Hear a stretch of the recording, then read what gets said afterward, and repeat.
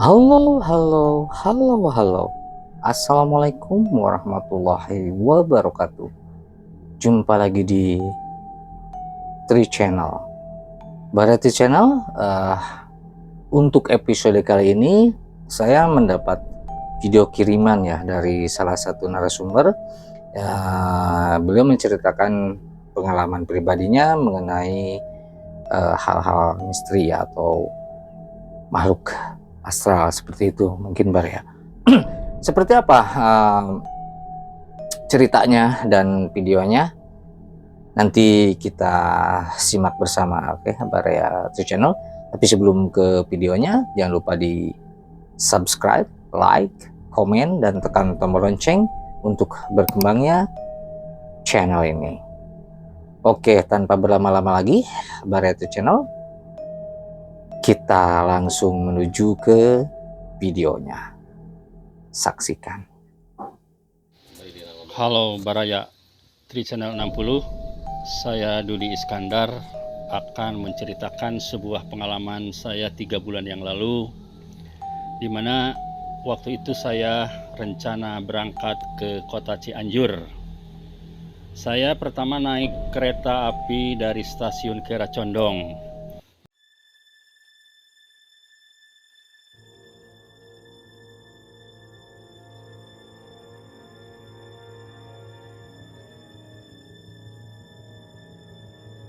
Dan turun di daerah Padalarang.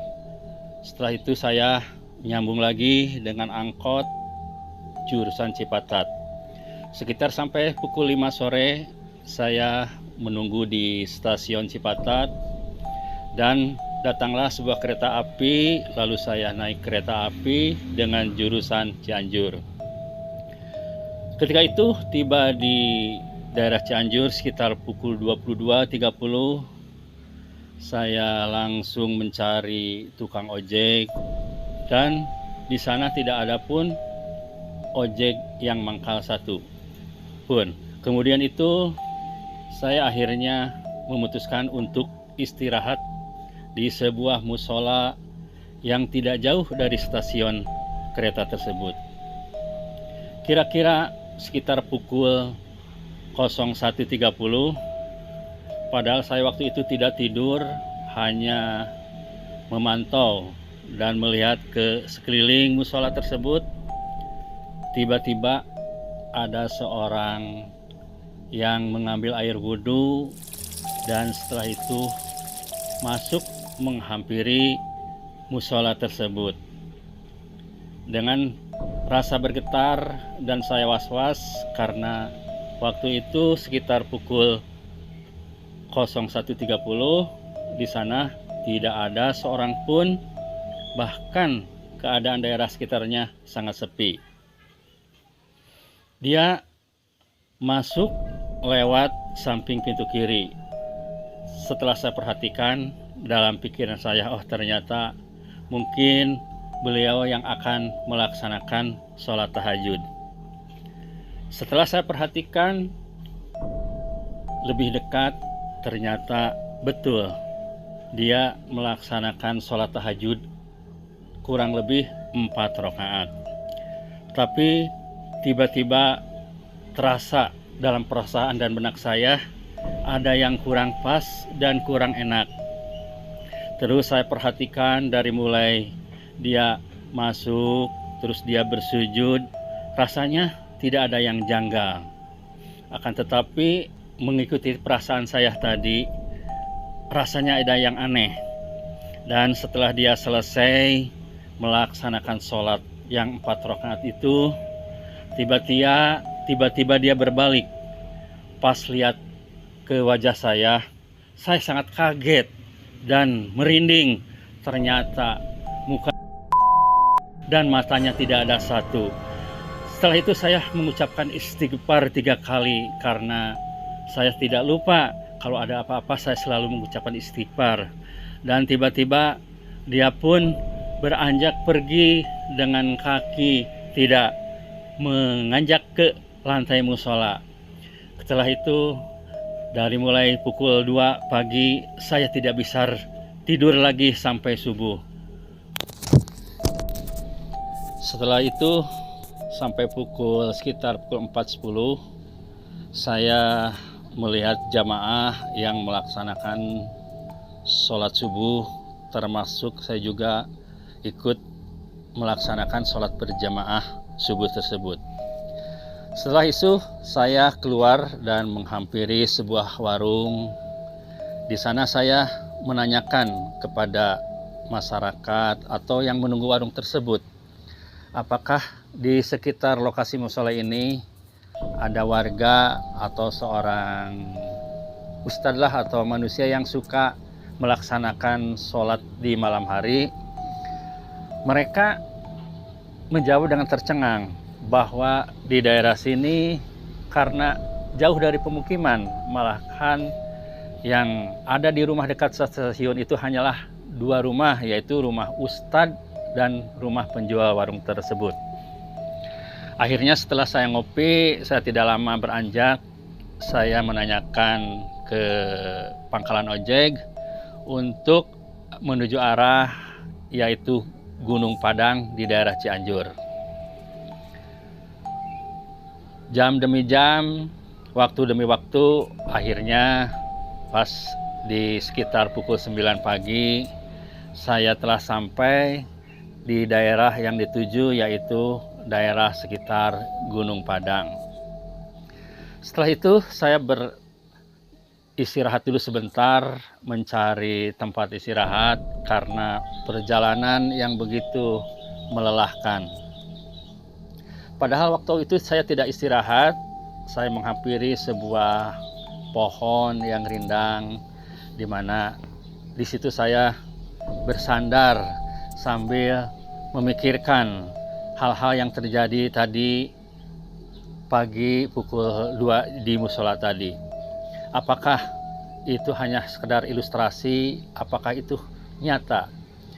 Tapi dalam pemikiran saya, mungkin itu hanya sekedar ilustrasi.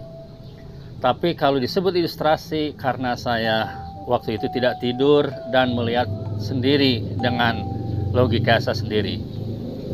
Setelah kejadian itu, akhirnya saya selalu berpikir, apakah di dalam dunia mistis masih ada arwah atau roh-roh yang bergentayangan? Mungkin saya juga berpikir sampai ke sana.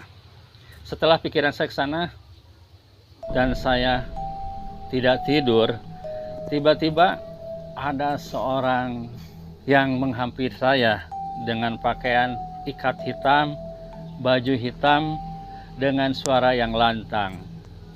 Beliau berkata kepada saya, kalau disundakan begini, "Hai Ujang, maneh rek naon ka dieu? Aya tujuan naon maneh ka dieu?" Tiba-tiba saya kaget. Saya dengan menjawab kepada beliau dengan bahasa yang santun, "Oh, punten Bah, abdi teh di Bandung. Sejak bade silaturahmi ka hiji tempat nyaeta anu disebat Gunung Padang di Cianjur teh." "Lah, maneh wani-wani ka dieu? Nah, maneh geus boga naon bekal ti ditu?" Tiba-tiba saya kaget. Dia menanyakan perbekalan saya. Saya tidak membekal apa-apa di dalam hati saya. Saya hanya membawa tekad, niat, dan keberanian saya karena saya mempunyai istilahnya mah leluhur dan maksud untuk silaturahmi ke daerah tersebut. Singkat cerita, setelah saya ditanya oleh orang tua tersebut, saya langsung dibawa ke tempat tujuan. Di sana saya ditempatkan di sebuah hamparan batu yang sangat datar. Orang tua tersebut menanyakan kepada saya dan mengenalkan diri.